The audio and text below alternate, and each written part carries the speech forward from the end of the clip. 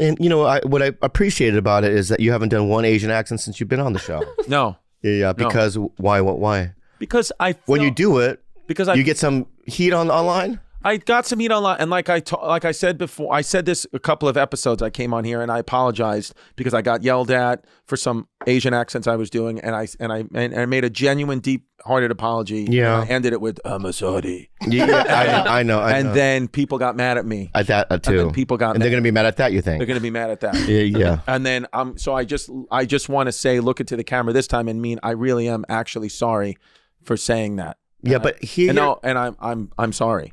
And it hurts me. But we're, I make fun of you.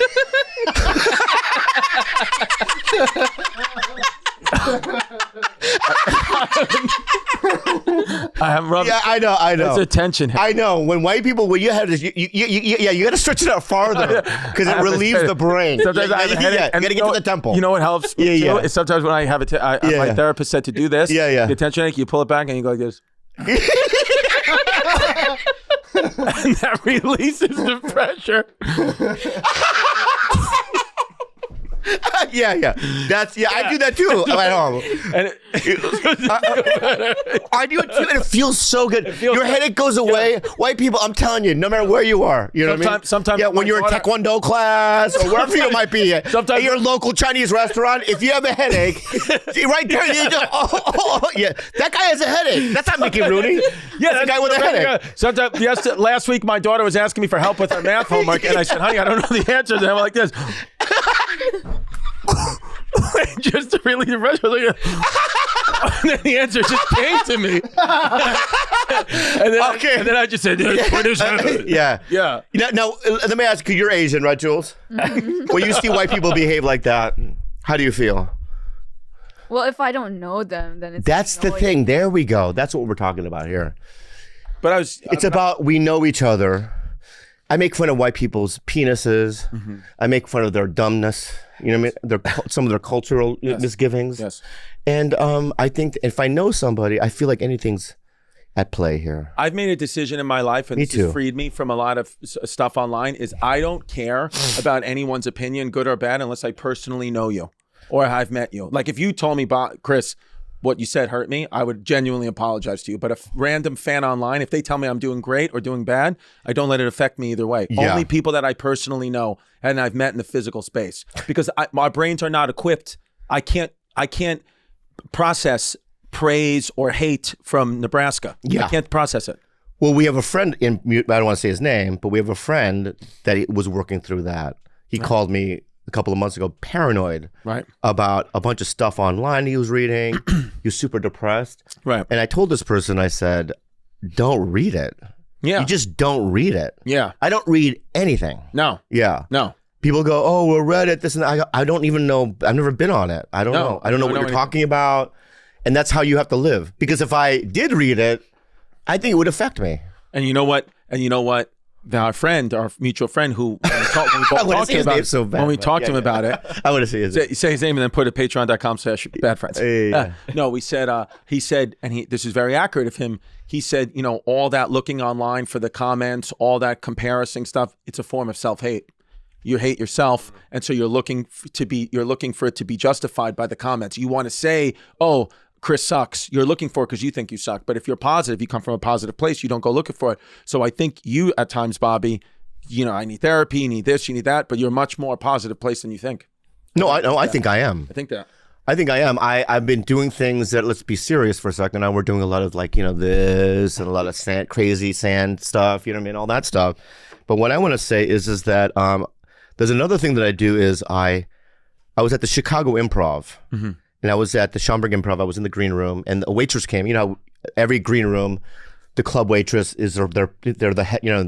They take care of you. That's the head waitress. The head waitress. She's like, I'm going to be your waitress all weekend. Whatever you need, just let me know. She wants the tips. And so she goes, this is so and so, and she's interning. Mm-hmm. And she seemed shy, but also she kind of looked me weird. She kind of looked at me like this. And when they left, I turned to the comics in the room and go, oh yeah, she doesn't like me. They go, and they go, what? Yeah, but I can tell. And then do you think it's because were you making it up, or do you think it's because you pulled your dick out? No, I didn't. No, that wasn't when I did that. Oh. Yeah, I would never do that. Dude, okay. All right. I would never do that. I would respect her too much. Okay. And that wouldn't be good. And by the way, I just want to make it clear, even if it looks like I did on camera before, I didn't pull out any of my penis. I know you did. It was I know. my thigh. Exactly. It was a thigh. It was your thigh. I know exactly. All right. So let's get that out in the clear. Yeah. But then 2 days later, she came up to me. She goes, "Hey, I just want to, I'm just like, I have a Bad Friends T-shirt. I'm a huge fan." Oh. So in my mind, I was like, "Oh, I make assumptions about people that aren't true," and it's because growing up, I don't have to read my parents because my parents were snapperheads. Is that like a slur? Damn snapperheads! Ready to take it up all? No, for Koreans from San Diego. No. They were physically violent towards you. Yeah. And they would just and so every day was reading the situation and to protect myself. Right. To for danger. And I do that out in the wild. You know what I mean? And I'm tired of doing it because it's like, it's usually not true. You know what I mean? Sure. And I feel comfortable with when they don't like me. And when people like me, I feel uncomfortable, which I want to change that narrative as well. But here's the good thing to know is that most people don't care at all. They don't care. That's the thing. They don't think about it. You know what it is? Assume. You know what it is. You make an ass out of you and me. You know that. I know that. That's what it is. That's a really good. I like those little. Yeah. I like those little. Just one more. Here's another one. Here's another one. Tidbit. Here's another parable, and this one's for you, Don. Their wives are foolish and their children wicked. Accurse their brood. But the children of adulterers. Don, how come you never sit down? Come sit down. Sit down. Will remain without issue. You never come in. The progeny of an unlawful bed will disappear. For should they attain long life, they will be held in no esteem. Should they die abruptly, they will have no hope, nor comfort in the daily of scrutiny. For dire is the end of the wicked generation. Yeah, that's what it is. Don, did you listen? That was for you. Oh yeah, that was really good. What are you doing? Oh, that was a little advice I was telling him yesterday. You want me to say it? Tell him. No. I shouldn't say it. No. But then why'd you just do that? Because I was practicing. Oh yeah, you were practicing. That was very good though. You're a very good learner. Yeah. Chris. Yes. I'll just tell you. Tell him. I can tell him. Tell him. But it has nothing to do with it. I was just saying, yeah. So what I'm saying is that, when you're in a relationship, right? And I was telling a bunch of comics this in the room, right? And you want to get out of the relationship, I can never end it. Right. All right? Because what you do is you have to find a window to get out. Right. Right? So you can force a window to open. Right. By doing some of my techniques. You can force a window to be open. Yeah. The problem is for me with that, where I don't have, my house isn't the best right now, and I have air conditioners in the window. It's just an analogy. I'm going to open the window. It's an analogy. I don't have central air. It's an analogy. Okay, but I have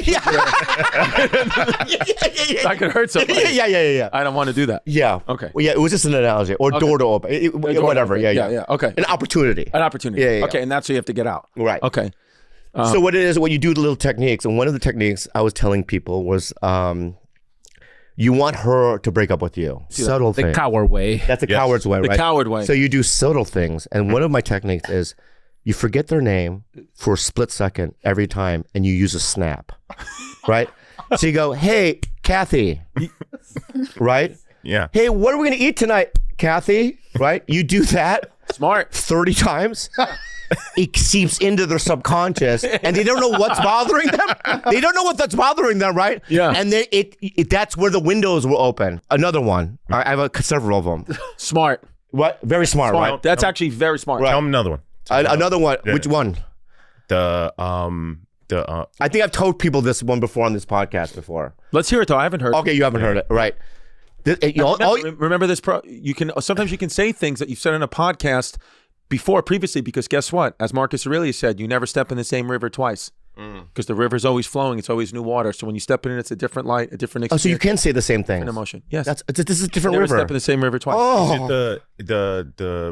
Yeah. So all you have to do this is 5 times.